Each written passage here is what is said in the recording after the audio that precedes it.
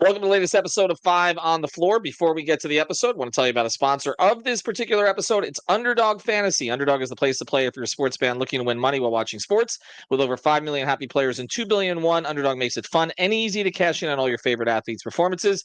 You can play them up, down, whether or not you think they're going to go over a certain stat or not. And there's lots more that you can do on the app. NFL, NBA, it's all there. Use the code 5 to get up to $1,000 in bonus cash instantly. Again, that's the code 5 to get up to $1,000 in bonus cash instantly, and check out all of their special promos. Here's the deal, though. You must be at least 18, 19 in Alabama or Nebraska, 19 in Colorado for some games, 21 in Massachusetts or Arizona, and present in the state where Underdog Fantasy operates. Terms apply, but void in Colorado. Concerned with your play, call 1-800-GAMBLER or visit www.ncpgambling.org. And now, today's episode.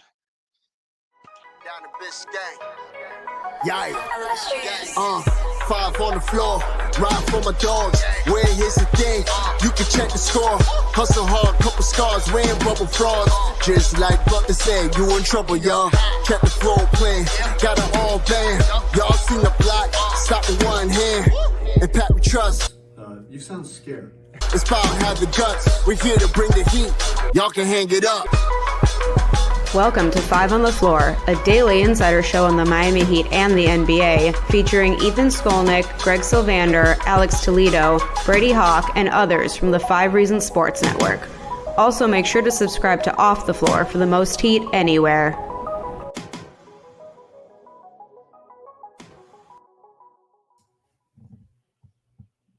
All right, welcome back to 5 on the Floor. Here's today's floor plan. I'm Ethan Skolnick. You can follow me at Ethan J. Skolnick at 5 Reasons Sports. I got Brady Hawk. You can follow me at Brady Hawk 305. And Greg Sylvander, you can follow him at Greg Sylvander. If you want to hear Jimmy Butler conversation and everything that happened or didn't happen today, we had 2 episodes for you that are already up on the feed. This is podcast number 3 today. This is the only one about an actual basketball game. So check out the one that I did with Greg in the morning prior to Pat Riley's statement, and then the one I did with Alex Toledo afterwards. And both of those have been up on the feed, so you can check those out in all the usual places, Spotify, YouTube, and also Apple Podcasts. But tonight, the Miami Heat win 15-13 without Jimmy Butler. He's missed now. This is his 3rd straight game. It's actually 4 because he left that one game early after seeming to turn his ankle, and he was listed as sick, apparently still sick. He's expected to join the team in Atlanta for their next game, but was not available tonight, so the Heat go without him again. They're now 4-4 on the season without him. They win 89-88 in Orlando, avenge a defeat from 5 days ago against a seriously undermanned Orlando team. We need to make that clear. They don't have their top 2 players, Franz Wagner or Paolo Banchero. They're also without Mo Wagner, who got hurt in the last game against the Heat. He's out for the season. So seriously undermanned. The Heat went up 5 late. They were trailing most of the game. They went up 85-80, had a chance to go up 87-80. Then a series of mistakes down the stretch. Pass from Herro to Highsmith didn't work out. Haywood couldn't handle it. A bunch of mistakes, honestly. But Tyler Herro made it right. 0.5 seconds left. The shot falls. Fallaway. We'll get into that play. Obviously, it's going to be the play of the day. But let's get to just sort of the overall feeling now, Greg, and I'll let you start on this. On a day that we were talking about Jimmy Butler so much, I kind of feel like, and again, this has been a mediocre team in a lot of ways this year. We've gotten into all the reasons for it. This would have been really, really depressing, I think, if they don't get the outcome that they did, to have all the Jimmy stuff break, and then you get to the end of this thing, you're playing against, again, an undermanned team, and you have a lead late, and you blow it again, and at least they averted that, and they're now 2 games over 500. Yeah, we talk about this kind of hamster wheel scenario where they go up a few over 500 and then they're back down to 500. Now you're seeing the incline again where they've gotten a couple games above. This is a team they shouldn't lose to. And they kind of, to your point, like, it would have been a bad look for them to go up to Orlando and lose again, considering the way that the last game they were up by so much. This game, they were down for significant portions of the game, and it looked like I didn't know if they were going to be able to figure out a way to mount a comeback. They did. They got a victory. Obviously, we'll talk about the plays late. We'll talk about some of the guys. I think there's a couple key guys off the bench that deserve shout outs specifically tonight. But this is a game where, when you talk about the distractions of the day, when you talk about the Heat issuing a statement to kind of quell some of those distractions, for them to just get this victory is probably a good thing for everyone to just kind of try to find some normalcy in just the basketball element of this, is getting a victory against a team you should, getting 2 games above 500 and staying in that mix out of the play-in and within the playoff teams in the Eastern Conference. Because now you got to take it day by day. We're going to get to the player of the game tonight. So maybe this guy isn't it for you, Brady, because obviously somebody else hit a game-winning shot. But Alec Burks tonight made an enormous impact for them. And they needed that too, because they're getting over the Drew Smith thing, where Drew had worked his way into the rotation, was closing games. Who was going to replace him? Well, tonight it wasn't Pelle Larsson. He didn't play. It was Alec Burks. 32 minutes tonight. He only took 5 shots. It felt like more than that, but he made 4 of them. All 3 of his threes, 17.6 rebounds. He was kind of on the wrong end of a play that went against them, where he was falling out of bounds with the ball. I'm still trying to, I guess, trying to get a timeout. He got pushed. I still don't really understand why Spo didn't challenge that, but there'll be some kind of explanation later, I suppose, because he kind of left the game with a couple of timeouts there. I mean, he was huge tonight, and it does raise the question again. We've talked about it. Why has he not been playing more? Yeah, he was huge tonight, and he's been huge every time he's gotten these exact minutes, like this exact stints. Like we talk about when Jaime struggles, we want to see more Pella. Well, when Duncan's struggling, there's no reason not to put this spark plug of a shooter right in the mix, because every time he seems to get thrown in, he seems to be just as effective. But tonight specifically, I mean, you got to give Orlando. I mean, you see an 89-88 game, you know the defense was pretty good. But you have to give them credit because they shut down all their avenues of the way that they like to get offense when Jimmy Butler isn't playing. They shut down the handoffs. Bam is a whole other topic that I know we're going to end up having to get to, because he was just atrocious offensively in this game. Like you just, without Jimmy, you kind of think, okay, with the handoffs not working, we go through Bam to get the paint touches. That wasn't an option. Like he just had no functionality offensively in any way. So you have those 2 options kind of shut down. How else are you going to get some type of offense? And it was pretty much Burks just getting quick pulls. You said about him only taking 5 shots. Well, he got to the line 7 times. So that helps as well. Like his aggressiveness, the way that they were overplaying him, all that matters. Like he was just such a spark for them off the bench.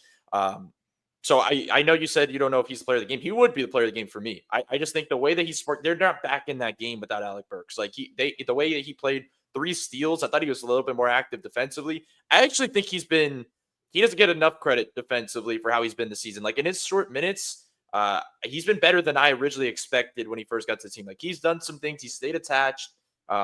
He's gotten some deflections and gotten steals. So credit to him, man. Like I just think a lot of Heat fans are walking away from these games where you see Burks playing like this and saying exactly what you said before, which is, why is this guy not playing? Like when you're in an 89-point basketball game through 48 minutes, when a guy is able to kind of come in and produce that type of efficiency and those type of offensive numbers, I think you have to lean into it a little more often. There's no reason not to throw a 10th guy in the mix when, you just don't have it going offensively. Well, there may be more opportunities, because it looks like another guy on the Heat may miss some time. We don't have a report yet on Nikola Jovic, but he appeared to turn an ankle late in the game, playing 24 minutes off the bench, 8 points, 4 rebounds, 5 assists. We know that Nico's had some ankle issues. So again, we'll get a report on that and see where that goes. You know what? Play the Lynette music anyway, and we'll touch off of it. And now it's time for the A-Aggressive Insurance Player of the Night, sponsored by our friend Lynette. You can find her at insurancebylynette.com. That's with 2 N's and 2 T's, insurancebylynette.com. If you need car insurance, renter's insurance, homeowner's insurance, or any other type of insurance, she's the person to go to. Based in Lauderhill, she services the entire Tri-County area here in South Florida, and she will make sure to get you the best deal. She'll probably talk to you about the Heat while you're at it. Reach out to her, insurancebylynette.com. And now, the player of the game. Okay, so I'm going to do this in an opposite way tonight, because I know Lynette would appreciate this, because he is a huge Heat fan, and she hasn't been thrilled with Bam of late. So let's talk about Bam here. So I'm gonna give Alec Burks player of the game, because they don't get to the end of the game without him, and we're obviously going to talk about Tyler on the play of the game. Shout out to Jaime too. He had a good night tonight. Probably his best game of all of December. Jaime had a good game. 15 points, 4 rebounds, 4 assists, 4 of 9 efficiency, 3 of 31 minutes. And I thought actually Terry Rozier off the bench did some good things tonight. There were some things that weren't great, but there again, he gave you 14 points off the bench. It took him 14 attempts to do it, but he did give you 14 points, and you needed every point tonight. But this just can't happen. I know this is a pivot from where we usually go here. I mean, you can't have Bam 2 of 10 in a game without Jimmy. You just can't. Like, and I know Bam FC is going to come after me on Twitter and all other places, and nobody pushes the Bam agenda more than we do collectively. But it just can't happen. Like they have to figure out a way, or he's got to figure out a way to be productive in these situations, and it's just not enough.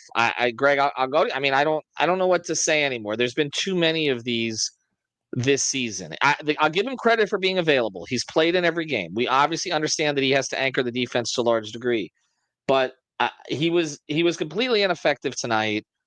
And again, they're going against a team that, frankly, he should dominate. Okay, this is 2 games now that Gogo Batazzi has outplayed him. That's concerning. And I think that the other big, like, you're seeing it, it's not a coincidence that there's no free throw attempts from Bam Adebayo tonight. And like in the last couple games, he had gotten up to 8 and 11 attempts respectively. In the last game against Orlando, he had 11 attempts. Just I'm making sure that I got my numbers right. It's just a weird scenario here where I think that he's obviously been in a funk. It's obviously in his head. And I would be remiss if I didn't mention that I think some of the stuff at the top of the roster that's related to Jimmy, probably part of why the Heat put out a statement is to keep guys like Bam, a captain of the team, clear on what the direction is so that he can help funnel that down to everyone else. But this really is a situation where you want him to kind of lead by example in certain ways. And it's just been a tough stretch. He has not been efficient. The free throw numbers here are particularly tough. I mean, I know he's doing some of the other things, 9 rebounds, 7 assists, but this is not a situation where you can just rely on the other things from Bam. When Jimmy is out, he's got to be one of your primary scorers and offensive playmakers. Just he needs to be aggressive, and you're not seeing that from him. And I'm out of answers other than you just, I guess, have to evaluate the top of the roster and do you have the players around him to maximize him? But him just taking the ball and running with it on his own, I don't know that we're going to see a ton of that this season, but it doesn't mean we won't see it in the future. But right now, it just doesn't look like the Bam we saw kind of ascend last year offensively in certain ways. Now, I want to be fair on something. And again, I kind of set you up with that question and then looked over some of the numbers. I want to be fair on something. Okay, here. Against Brooklyn, he was 8 of 12, 23.7 rebounds, 7 assists. So he was effective in that last game. Okay, overall, for the course of December, his overall averages are 18.2 points, 11 rebounds, 4.9 assists. Those look like Bam numbers on the face of it. And he is shooting in December 51.5% from the field on 13.6 attempts. Now, this comes after a November in which he averaged 17.3 points on 43.4% shooting, 15.2 attempts. So actually, his attempts are down in this month, back under that 15 threshold. They're actually under the 14 threshold, but his percentage is up. And so, Brady, as I look at him, and I'm looking at the free throw attempts, in this month, he's actually up a little bit from 3.9 to 4.8. So I guess on the face of it, the overall offense has been better. I guess maybe I got triggered a little bit by seeing things tonight that I saw earlier in the season that didn't look so good. Do you, Brady, do you look at this as because this was it was a really bad game from him. But again, he hasn't played badly lately, I guess. Would you look at this as a blip? Somewhat. I mean, I think it's pretty clear that this has been his best season. Like, I think that's pretty clear offensively. It has not been. I just think not just numbers wise, because I really don't care about the numbers side. It's more so about his mindset and mentality. And like, there was a certain point in this game where he was, 1 for 6, I think at halftime. And I think with 6 minutes left in the third, he still didn't take a shot. And I'm like, I'll live with the inefficiency with a game without Jimmy, but he cannot stop shooting. If they got lucky tonight because it's an 89-88 game, but it's never going to be like this most nights in the NBA right now, that they just can't survive that. And it's not just because of who Bam is. It's that they don't have anywhere else to create. Like he's the only guy that can get them some type of offense and get them a new look. And that's why I think it is kind of funny full circle when everybody talks about Jimmy and Bam can't play together. But I actually think Bam benefits more offensively in the nights Jimmy plays. Like on a night like this, I think it's tougher for Bam. I think it's tougher for him to kind of have to create on the ball when he doesn't have it going and have to force shots one-on-one. On the roll, he's not going to have many looks. Like Khalil Ware's going to get looks because they're to lob it up. Bam's not going to get many, easy opportunities on the roll. So things are not coming easy for him right now when he's struggling. As for when Jimmy's playing, Jimmy's using the mid post. He's mismatch hunting. Teams are helping over, and Bam's getting other opportunities. So that's just an interesting thing to look at because I do feel like the Jimmy Bam thing still could be in play and open some things up. If they get on he is a part of the team and he's not being traded here. So this is a Jimmy Bam thing that's very real. He also had 5 blocks tonight, so let's account for that too. He did some good things defensively. I'm just looking at the 2 for 10, and I'm like, okay, there and the no free throw attempts, and there needs to be more on nights that they don't have Jimmy. Let's get to the player of the night, and let's get into what exactly happened there with Tyler. And now it's time for the X-Ray of the Play of the Day, brought to us by our friends over at Mobile C-Arm and Staffing Services. Nelson and his team will bring the X-ray equipment and the staffing to you. If you work in a hospital or a medical office, get a consultation today at c-armandstaffing.com or give them a call at 561-891-9620. Their fleet of trucks at your service. Again, it's Mobile C-Arm and Staffing Services, 561-891-9620. And now, the X-Ray of the Play of the Day. All right. Before the shot went up, I said that you're all going to hate this shot. That's what I said on playback tonight, which was probably the reason that it went in. We'll get into the significance of it. I want Greg to touch on that. Brady, the actual look that Tyler got there, were you comfortable with it all along? Yeah, I thought that's actually one of my favorite late game possessions of the season, if I'm being honest, because one of the things that we always touch on in these late game possessions, I just want the player that has the ball to get a shot in his comfort spot. I mean, that's the ultimate key. Like some of these shots where, we had the game where Tyler took some weird step back deep three that's just not his type of shot and he missed late. We've seen just them go to different options throughout the season. And this was one where they loaded up the strong side by the inbound.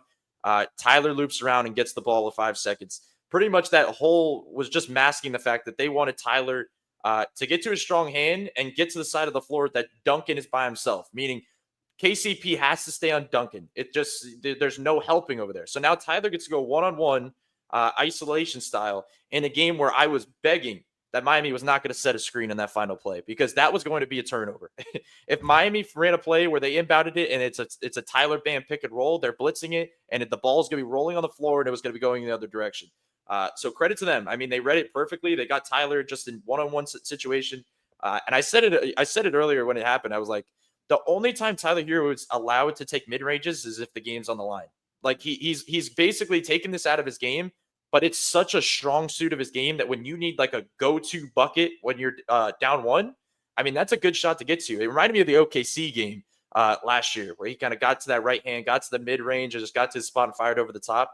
And I mean, the interesting thing about it is Burks was playing so well that Tyler, he was sitting on the bench for a while. And I was wondering, I'm like, okay, are they going to bring him in for Terry or are they going to bring him in for Jaime? Like, when are they going to bring him in here? Finally brought him in for Jaime. So he came in kind of cold and he hit a 3 to kind of put them up 5 immediately. So like credit to him. Like he really stays ready. Like there's every time he gets an opportunity late in games, like he just loves these moments. But I'm a big fan of that play call. I think they have to kind of rely on certain guys' biggest strengths. And frankly, the ball needs to be in their best players' hands at the end of the game. So give it to Tyler Herro and get out the way. Tyler may not realize it, but he's kind of in a stretch run here where you're starting to see, with Jimmy being out, like what moments can he be relied upon late?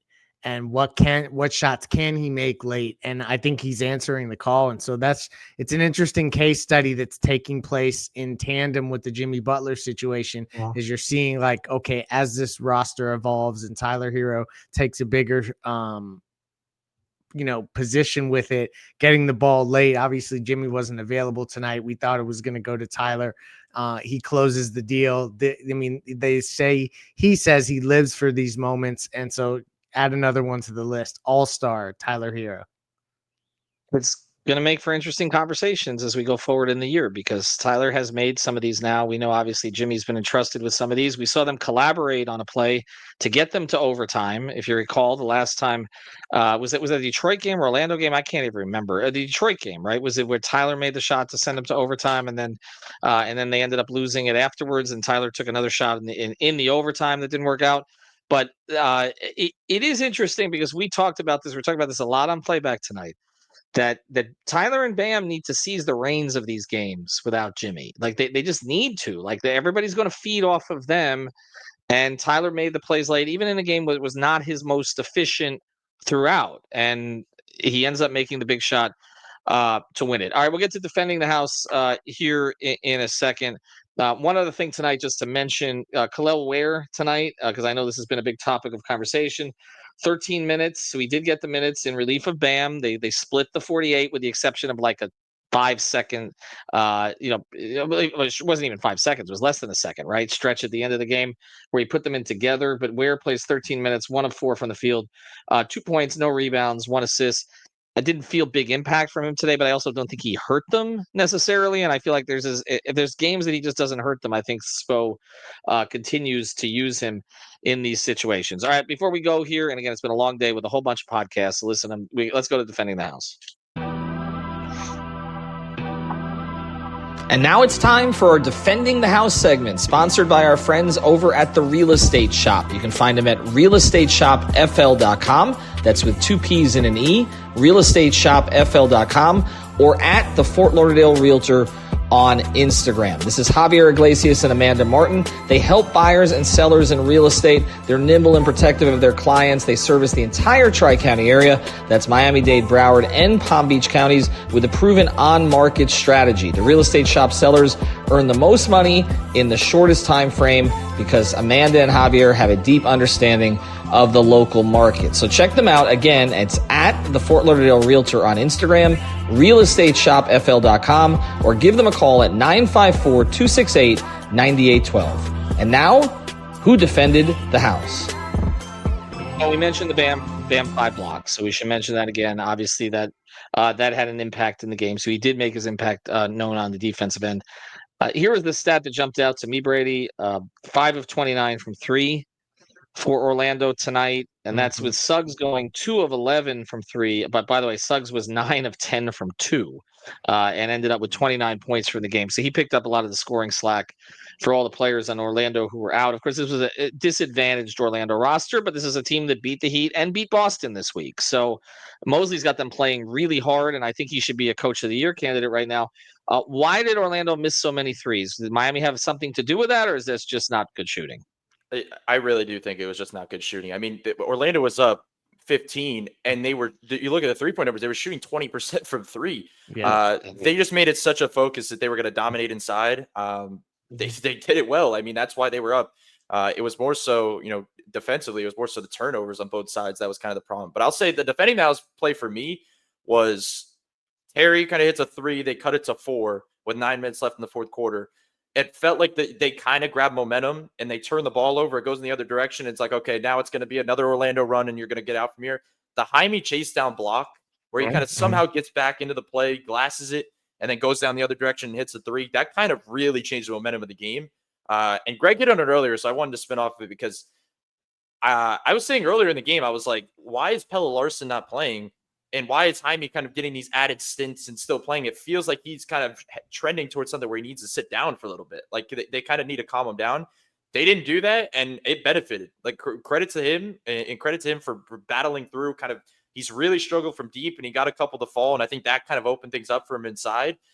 Luckily, I think he got a couple foul calls there in the middle of that run where he got to the line 4 times, which he has not been able to do consistently this year. But big credit to him because they need this. Like you mentioned the Bam and Tyler thing without Jimmy. They need Jaime to look serviceable when they don't have Jimmy. That was like the whole layout of this offense last year. Not that led to good things in the regular season because they ended up in the play-in. But like Jaime's such a big portion of this that they need the punches. And now, because we have to mention as well, the Jovic injury. Seems like I believe it's the same ankle because I know they said he sprained his ankle and he just sprained his ankle in practice. So I figure it's the same one. They're probably now going to have to sit him for a little bit. So Pelle Larsson's going to get opportunity, but they're not going to have that punch off the bench that they've been getting for Jovic the last 2 games. Jaime's going to have to be that when Jimmy comes back, and he's going to have to find ways. And it's really going to start with the 3. I mean, we could look at so many things. The finishing's not going to always be there for him because it's just the way it is. He has to be able to kind of give those kind of punches from 3 that he did tonight. It does seem like when he makes one, then the rest of his game does open up, which makes me feel like a lot of this is confidence with him. And we similar to Terry. Terry and Jaime's feel like such a similar position right now. Yeah. Yeah, they make one, and then all of a sudden you start to see them play better in other ways. All right, long day. If you want to hear anything about the Jimmy situation, we did about an hour and 45 minutes on it today on 2 different podcasts with 2 different co-hosts with me, so you can check it out then. We're done for the day. Heat win up 15-13 now on the season as they're going to play Atlanta 3 o'clock over the weekend. Have a good one, everybody.